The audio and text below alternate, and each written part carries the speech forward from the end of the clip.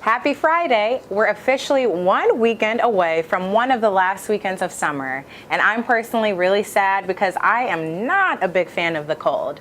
Now, on today's show, we've got everything from former President Barack Obama to Kim Kardashian's latest drama.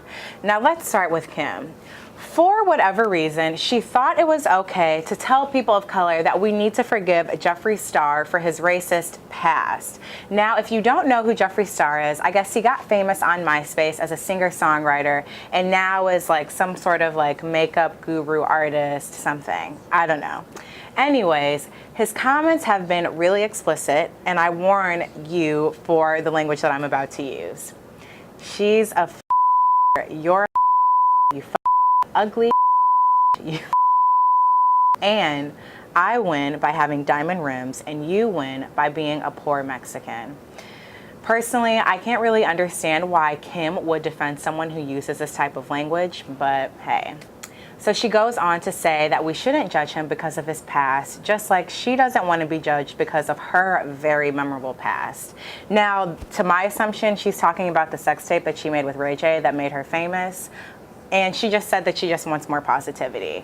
And I honestly feel that, like, I really get that. Positivity is so important, like really important.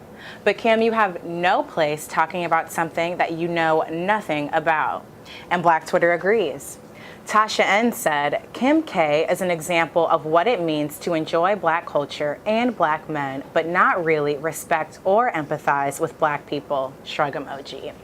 Maria said, Kim K is defending Jeffree after all of the derogatory things he said toward people of color when she's married to a Black man and has biracial children. I hope the next time she decides to say something, Kanye checks her script beforehand, because the apology she gave after was just as dry as those makeup swatches. Thanks for the clap back, Black Twitter. And you know, Kim's ignorance has left me wondering, does she really believe that what she said was not racist because she genuinely doesn't understand what racism is? So I decided to hit the streets and have a couple of people give me their definition of racism. I received some interesting responses. Racism is judging anyone negatively based upon race. There are things that people say that they may not realize contribute to putting other people down. And it would be difficult for me to come up with a good example of that right now. But laughing at any form of racist joke, even if you don't believe it, even if you are just having a good time recognizing stereotypes, it's the people around you don't necessarily interpret it that way, and it hurts. I also posed the question on Facebook, and here's what people had to say.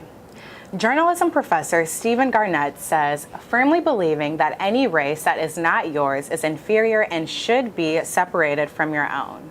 Editor David Grober says the belief that a particular group of people, because of the color of their skin or ethnicity, deserve to be treated differently, especially in a worse way from how one treats other people.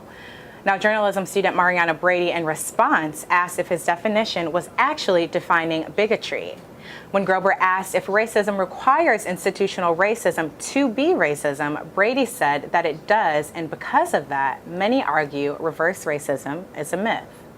Now, continuing on the subject of racism, the violence that erupted in Charlottesville has sparked outrage across the country.